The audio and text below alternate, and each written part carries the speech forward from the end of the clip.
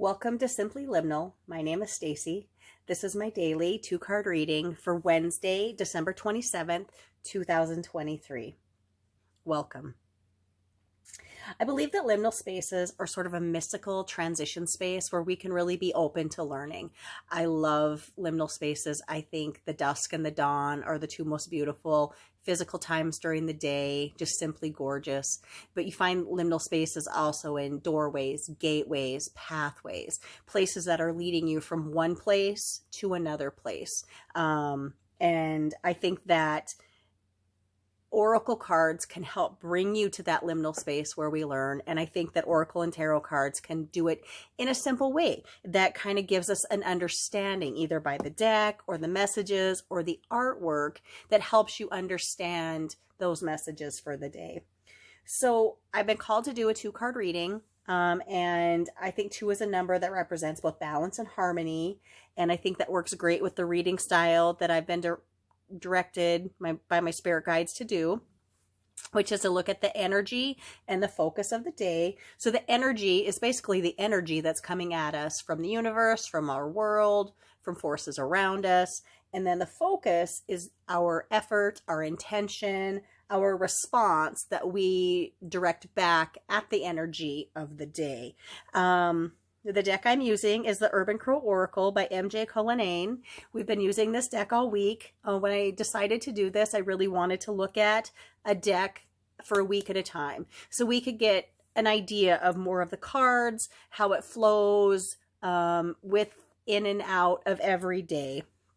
So a beautiful deck. This is our 7th day with this deck, so we'll be switching decks tomorrow. It's been wonderful being with it. I'm sure if this goes well, we'll revisit this deck again. I can't imagine we wouldn't at some point. It's one of my favorite decks. So I would like to call in my spirit guides and guardians, the spirit guides and guardians of the collective, the spirit guides and guardians of everyone who is watching this video, who will watch it. Whether it's today, tomorrow, next week, next year. I believe that no matter what the date of this reading is directed as, if you find this reading, there is something in it for you to learn or to take away or to expand from. So let's look at our energy card. Energy. And here is our energy card. Whoops. Well, that just jumped right out. So I'm just going to call that our focus card. Yep. Yeah, sometimes it happens where decks just fly, or cards just fly out, and you're like, okay, I got it. We're going to go with it. I'm really working with my setup here, so hopefully you can see the cards okay. I think every day has been kind of trial and error. I like having the candle with me, but I don't know if the light of it is distracting. I like having my crystals around, but I'm not sure that they need to be in the screen. So I'm working on things, trying to get better. When I switch decks tomorrow, I might switch up my setup a little bit. You know, I'm just trying to learn and progress and get better at this. So here we go. Let's look at the energy card for the day. Commitment. Okay, so here we go. Beautiful card. This is a pair. I was just talking about how 2 is a number that represents balance and harmony, and this is a pair of crows, which seem to be representing balance and harmony. They are sharing berries with one another. They're sitting on a bough filled with flowers. It's a really nice idea of commitment and sharing and partnership. So the energy of the day then is commitment that's coming to us. So what kind of commitment is that going to be? Is that commitment to a person? Is that commitment to a place? Is that commitment to a job? Is that commitment to a new lifestyle? But we're getting close to the new year and everybody seems to want to have New Year's resolutions. I'm usually pretty bad at those, so I don't do them anymore. But what kind of thing are we being asked to commit to? And what do we then do with that energy? Let me read what the card says about commitment. Let me have a sip of tea here. I have been fighting off a cold and it just has left me gravelly. Doesn't want to let my voice be. Anyway, commitment. Inspired by June Hunter's account of George and Mabel and their commitment to one another. When George's beak broke due to an accident, his loving and faithful partner Mabel took over to ensure that George was fed and protected. When they coupled, they agreed for better or worse in sickness and in health.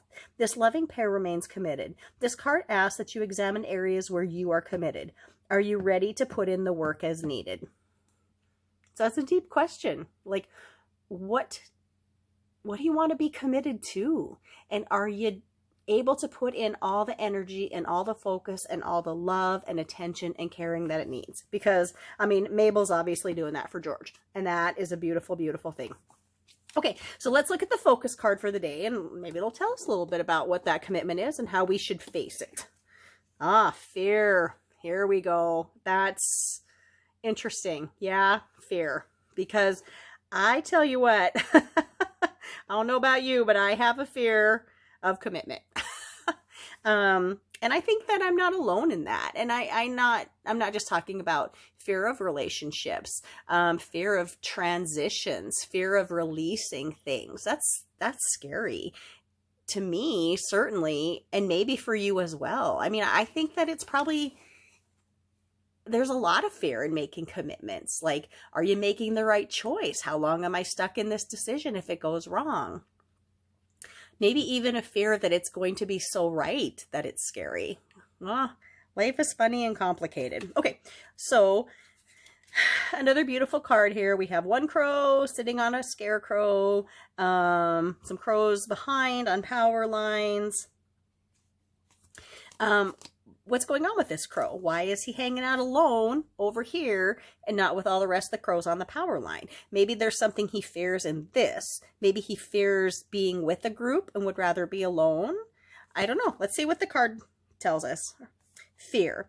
Have you seen crows hanging around a scarecrow? At some point, I'm sure they were once afraid of it, but over time with knowledge, that fear disappeared. Are there old beliefs passed down from generation to generation that you hold back out of fear? Fear asks that you examine your beliefs, and are they in sync with reality? Interesting. So this is a crow that's no longer afraid of the scarecrow. Maybe those other crows on the power line still are afraid of the scarecrow. I don't know. But this one has overcome some fear and now is committed to this choice. I really think that this message today is for us to really think about the things that we fear. Think about why we fear them and if we can overcome them. And if we are willing to try to overcome them, can we give the commitment that we need, the energy and attention that it needs to thrive?